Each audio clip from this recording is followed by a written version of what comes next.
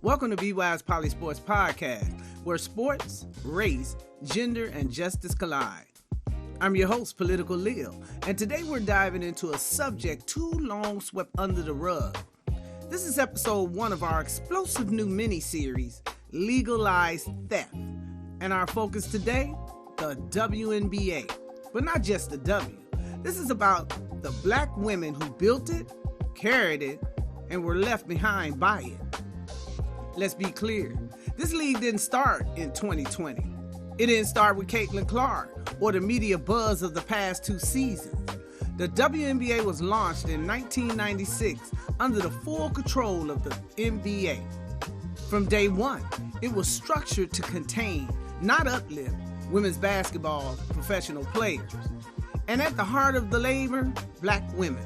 They were the faces, the scorers, the defenders, the champions. They were the product. And yet they were systematically underpaid, underpromoted, and unseen. This isn't just a gender issue. This is a racialized economic injustice. This is delayed equity. This is legalized theft. Imagine building a house you're never allowed to live in. Imagine giving the best years of your body to a league that paid you less than a living wage, while your likeness was used in ads, in media campaigns, in ticket sales, and you never saw a dime of the royalties. Cynthia Cooper, Teresa Weatherspoon, Lisa Leslie, Cheryl Swoops, these women gave everything, and they were paid in scraps, if paid at all. So today we're pulling back the curtain. We're talking about 27 years of economic exploitation masked as opportunity. We're breaking down the WNBA's ownership structure, the gatekeeping, the control of branding, and how the NBA ensured that labor rights and revenue sharing for these women were not a priority. This episode is not just about exposing the theft. It's about building a case for reparations, because respect alone ain't enough. It's time to cut the check. The players have opted out of the current collective bargaining agreement, and black women once again are expected to wait their turn as the headlines shift and the money pours in. This series is here to educate you on the structure, to agitate the narrative, and to advocate for what these women are owed in back pay, visibility, and ownership. Picture of the Pay Us What You Owe Us t-shirt.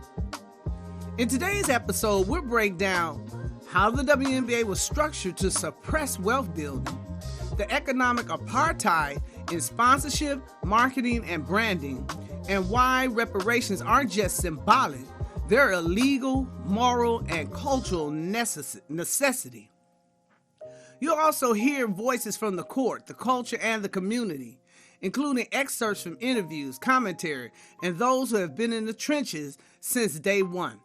So stay locked in. The receipts are coming. The truth is uncomfortable, and the revolution will not be televised, but it will be podcasted. This is BWISE PoliSports podcast. This is Political Lil, and this is where justice begins. This is BWISE, Black Women in Sports Excellence PoliSports podcast. I'm Political Lil, and this is where we make the case for reparations. Let's go. What do you call it when black women build a league, generate millions in revenue, break their bodies for the game, and yet see none of the profits? We call it what it is: legalized theft. This episode takes you inside the 27-year history of the WNBA, a league born under the control of the NBA and built on the backs of black women athletes. From 1997 to now, these women have carried the culture, dominated on the court, and elevated the game while receiving pennies in return. And now, the league is at a turning point. A $2.2 billion media deal has dropped. Viewership has surged. Let's get one thing straight. Delayed access is not a gift, it's a tactic. It is economic violence dressed in the language of progress. When we say legalized theft, we're talking about a system that is structured to profit off black women's labor, brilliance, and cultural cachet. while denying them ownership, equity, and generational return. Let's define it in plain terms. Legalized theft in sports means that the governing institution, the leagues, the media networks, and sponsors have written the rules in a way that legally but immorally extracts value from women athletes, particularly black women, without equitable compensation or control. And it's not an accident, it's a blueprint. The WNBA was founded in 1996 under the NBA's umbrella, not as an independent women's league, but as a subsidiary. The league was owned, funded, operated, and controlled by the NBA, meaning all revenue decisions, marketing campaigns, expansion plans, and player labor agreements were dictated by a system that never intended for the women, especially black women, to be the owners. Contrast that with the early NBA. In its formative years, the NBA's profits were modest, but ownership structures allowed white male investors to build generational wealth. Black players were systematically excluded from those early deals. It wasn't until 1950 that black athletes were even allowed to enter the league. But when they did, the game changed. Now fast forward to the WNBA. Black women didn't just change the game, they are the game. They built the culture, they filled the highlight reels, they drove the social justice platform, they brought the swagger, the style, and the substance. And yet, when the money came in, they were told to wait. Wait for your turn. Wait for visibility. Wait for endorsements. Wait for charter flights. Wait to reignite the crumbs you have been handed for 27 years. But here's the reality. Access without ownership is not progress, it's management. They gave black women a seat at the table, just not the deed to the house. This is gendered capitalism intersecting with racial capitalism. It's exploitation with a public relations smile. The WNBA isn't just a site of athletic excellence, it's a case study in controlled equity. The cultural value of this league is built by black women, yet the benefits flow to white executives, brands, and now strategically to white athletes who enter the spotlight late but receive immediate endorsements, media narratives, and marketing deals. This is what we mean when we say delayed equity is theft. It's not progress, it's pacification. And as we head into a new era with billion-dollar media deals, players opt out of the CBA, and rising visibility, we must ask, will the people who built the house finally own the land? Or will they just be allowed to live in it temporarily while someone else signs the check? Coming up next, we'll dig into the CBA, what players are demanding, and why reparations isn't a fringe idea. It's overdue justice. Stay with us. Let's talk about what they never put on the banners. Let's talk about who actually built the WNBA. Not in the boardroom, but on the court, in the locker room, in the sweat, the styles, the stories. Let's talk about black women. The WNBA was built on the backs of black women, but they were not paid accordingly, promoted accordingly, or protected accordingly. Cynthia Cooper, Cheryl Swoops, Teresa Weatherspoon, the holy trinity of the Houston Comics and New York Liberty era. These were not just athletes, they were architects of the league that still lives off their legacy. Cynthia Cooper won 4 straight WNBA titles, 2 MVPs, and a finals MVP every single year, all in her mid-30s, after dominating overseas. Cheryl Swoops, the first player signed to the WNBA, was marketed as the female Jordan, but never got a shoe line to match. Teresa Weatherspoon, heart, hustle, leadership, the kind of play that built a loyal, gritty New York fan base that's still around. You ask anyone who watched those early days, they'll tell you the league wasn't just black excellence, it was black labor. But let's follow the money. In 1997, the average WNBA salary was around $30K to $50K. Top players like Cooper were earning maybe $75,000 to $80,000. Meanwhile, over in the NBA, rookies Bench warmers were making six figures guaranteed with endorsement deals padded on top. Let's take Tracy McGrady, who entered the NBA in 1997. He signed a $3.4 million rookie contract over 3 years. Cynthia Cooper, after winning 2 WNBA titles and back-to-back MVPs, was still being paid a fraction of that. And here's the kicker. Many of those early W players had their likenesses used in promotional material, billboards, posters, TV ads, and got zero royalties. Nothing for the replays, nothing for the throwback merch, nothing for the league's 25 greatest player campaigns that repackaged their greatness without a check attached. So let's ask the uncomfortable question. What could have been if these women had access to today's NIL or BRI rights? BRI, basketball-related income, is the revenue split players now negotiate in collective bargaining. Back then, they weren't even at the table. No revenue shares, no vote, no options. Imagine if Cynthia Cooper had access to Nike NIL campaign. Imagine if Teresa Weatherspoon had a New York sneaker collab.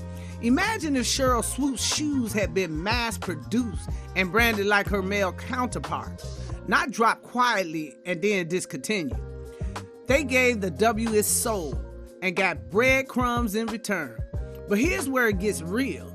The devaluation of black women labor wasn't just financial, it was strategic. White media narrative, white fan markets, and white marketing firms were slow to push these black legends into mainstream visibility, even though they were outperforming, outworking, and outdrawing expectations. And even younger white stars entered the league. Boom, the endorsements appeared. The coverage changed, the tone softened. Suddenly women basketball was on the rise. But black women had been rising for decades. The industry just didn't want to follow them up the ladder. The truth is, these women deserved NIL deals before NIL was a thing. They deserved residuals. They deserved to retire with shoe lines, media careers, and financial comfort, not second jobs. And let's be clear, they didn't miss these opportunities. They were blocked.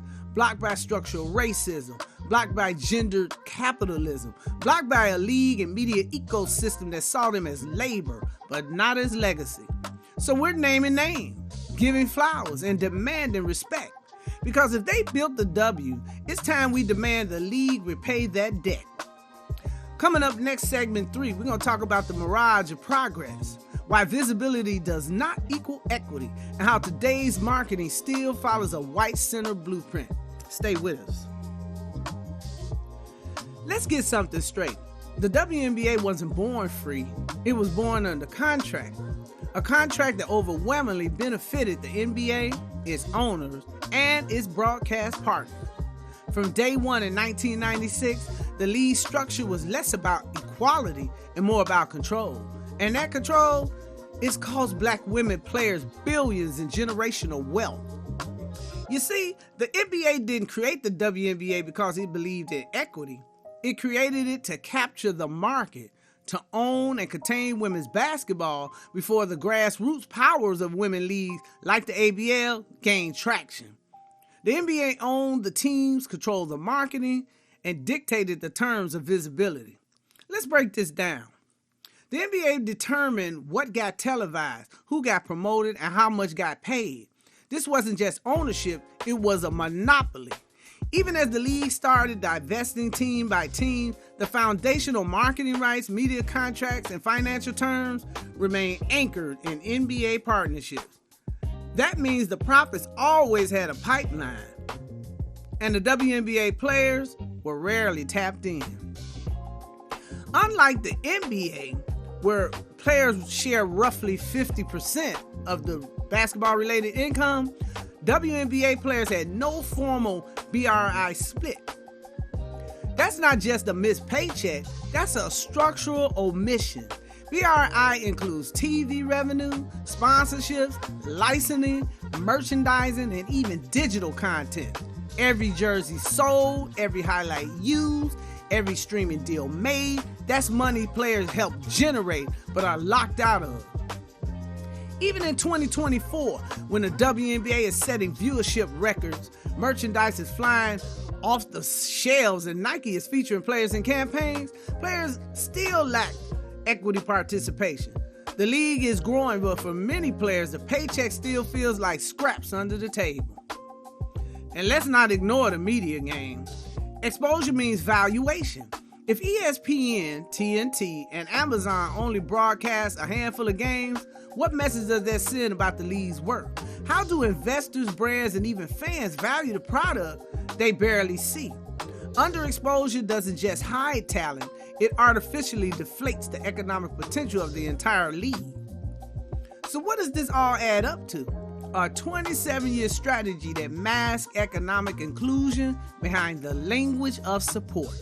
A strategy that applauded black women for their excellence while locking them out of the ownership, revenue, and autonomy. And that, my people, is modern legalized theft, hidden in plain sight. Because when one entity controls your platform, your visibility, and your compensation, that's not equity, that's exploitation. Stay with us, because coming up next, we'll look at why 2025 collective bargaining agreement isn't just another negotiation, it's a reckoning. We'll unpack what's on the table, who's really at risk, and why fans need to be more than spectators. We need to be advocates. Stay tuned. All right, let's talk about what's next, because the future of the WNBA is being decided right now behind closed doors and on negotiation tables. The collective bargaining agreement, or the CBA, has already expired. It's already been extended. And what happens next in the deal will determine whether this league becomes a business of equity or stays a plantation-style enterprise with sneakers. Now let's take a quick look back. The current CBA was renegotiated in 2020 after players opted out the previous deal. That agreement gave them modest increase in salaries, better travel accommodations, and a more supportive parental leave policy. It was called historic at the time, and it was, but it wasn't radical. It didn't redistribute ownership. It didn't implement a BRI split. It gave benefits, not power.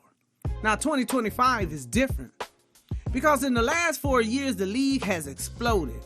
We've seen record-breaking ratings, multi-million-dollar sponsorships, sold-out arenas, and media deals totaling $2.2 billion. And yet, players are still making $75K to $250,000 a year before taxes, and most don't have access to revenue sharing or any ownership stake. Expansion is coming, bringing $1 billion in fees alone. But expansion without redistribution, that's just a deeper exploitation. New teams, more merchandise, more cities. All of it means more money in the system. But if the new money flows through the same gatekeepers, the same ownership class, same NBA overlord structure, we're just growing a plantation economy with better camera angles. So what should be on the table for 2025? Revenue sharing tied to BRI, guaranteed equity for players and teams in the league, and licensing. A player's media fund to produce and control their own content. A real seat at the expansion table, not just marketing tokens. A compensation floor that reflects what these athletes are really worth.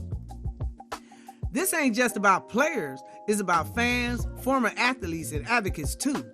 This is the moment for fans to stop being consumers and stop being co-conspirators. We should be asking, are the top players prepared to hold out? Are former players willing to speak up, not just clap from the sidelines? Are fans ready to demand a league that reflects the power of women who built it, not just institutions that profit from them? Because if we don't fight now, we inherit the silence later. The 2025 CBA isn't just a contract, it's a fork in the road. Will the WNBA stay a charity case under NBA management? Or will it become a true model of black and women-led sports ownership? The choice isn't just theirs, it's ours too. And let's be crystal clear. The time for sidelines is over. This moment in the WNBA isn't just about exciting rookies, new teams, or record-breaking viewership. This is about repair. This is about reckoning. And if we're serious about honoring the work, labor, and legacy of black women who've kept this league alive, then we need more than applause. We need action. First, we're launching a petition demanding a formal reparations package to honor the early players from the league. Women who played for pennies, who endured poor treatment, unstable conditions, no retirement support, and very little respect. They were the foundation. They deserve more than faded jerseys and Instagram likes. They deserve reparations, financial, public, permanent. You can sign the petition today and share it with your network. And don't just sign it, demand your local sports media outlets cover it. We're mobilizing around 3 hashtags. Hashtag legalized theft. Because what's been done to these women for decades wasn't just unfair, it was theft sanctioned by the system.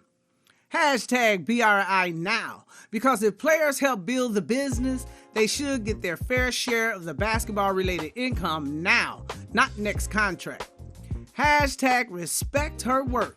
Because every article, every podcast, every tweet needs to make clear this labor deserves respect, not lip service. And we're just getting started.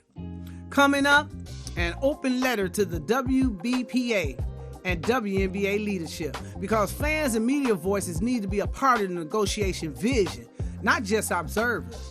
A town hall style podcast where fans, former players, and experts will break down what's really on the line before the next CBA is signed.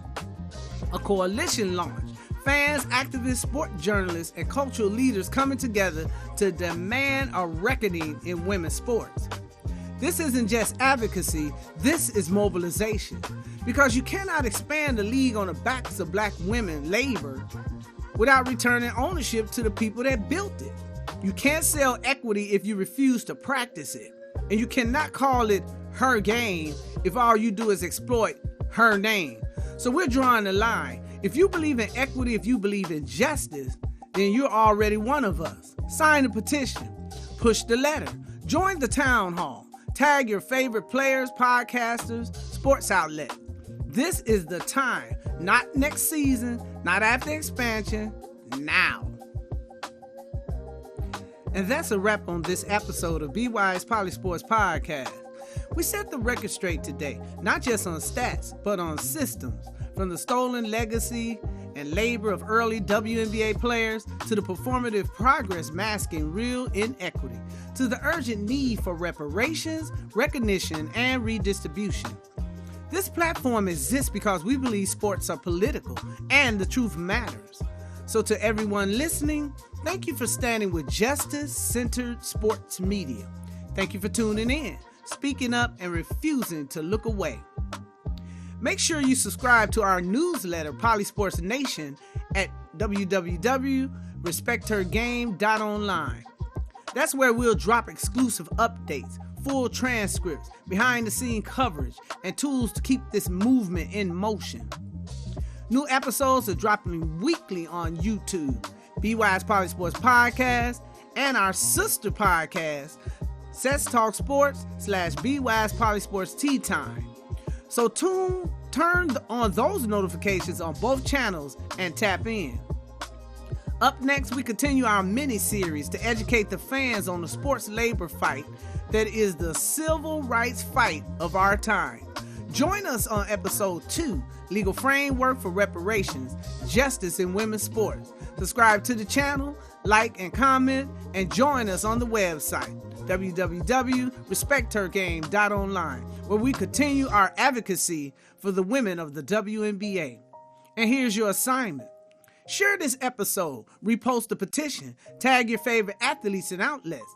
Let them know the fans are awake. Let them know we're watching. And remember, sports is never just about the games we play, but the stories we tell and the systems of power in sports that we expose. This is a battle for the soul of a league built with black labor, and it's time to create wealth from the fruits of that labor. This has been Political Lil for BWISE PoliSports Podcast, where we don't just watch the game, we change it. And remember, silence has never protected us. We either mobilize or keep watching our black players be monetized. Stay tuned, talk soon, and we out.